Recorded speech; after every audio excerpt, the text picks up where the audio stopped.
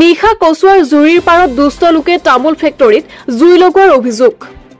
নগাঁও জিলাৰ কচুৱা থানাৰ অন্তৰ্গত জুৰিৰ পাৰত নিশা অগ্নিকাণ্ডৰ ঘটনা।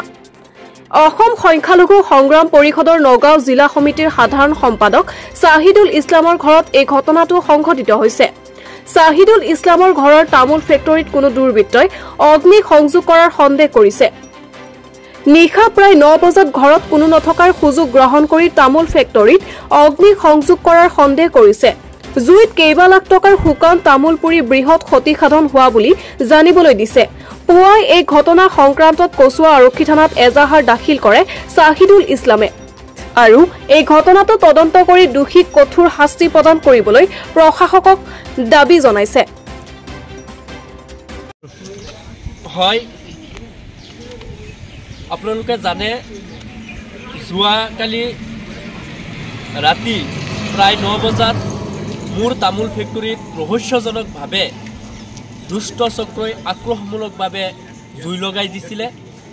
সেই পৰিপ্ৰেক্ষিতত মই অসম প্ৰশাসন স্থানীয় যিটো আমাৰ কচুৱা থানা আছে, এই কচুৱা থানাত অৱগত ৰাতি কৰিছিলোঁ আৰু সেই উপলক্ষে আজি জুৰিপাৰ আঞ্চলিক অসম সংখ্যালঘু সংগ্ৰাম পৰিষদৰ এটা সজাতি দল মোৰ লগত লৈ কচুৱা থানাত গোচৰ ৰুজু কৰোঁ যে ঘটনাটো উচিত তদন্ত কৰি দোষীক কৰায়ত্ব কৰিবলৈ মই বিনম্ৰতাৰে অনুৰোধ জনাইছোঁ। মোৰ ধাৰণা মতে উক্ত ঘটনাটো সমাজৰ দুৰ্নীতিৰ বিৰুদ্ধে মত মাতাৰ ফলত এছামৰ চকুৰ কাইট হৈ পৰিছোঁ। গতিকে মই ভাবোঁ মোৰ শেষ বিন্দু তেজ থকালৈকে সমাজৰ দুৰ্নীতিৰ বিৰুদ্ধে মই প্ৰতিবাদ কৰি যাম।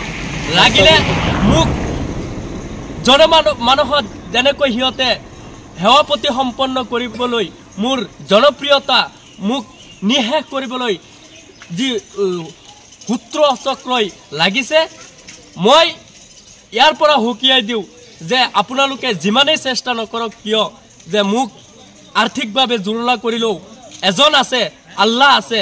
আল্লাহে যদি মোক ৰক্ষা কৰে আপোনালোকে মোক একো কৰিব নোৱাৰিব।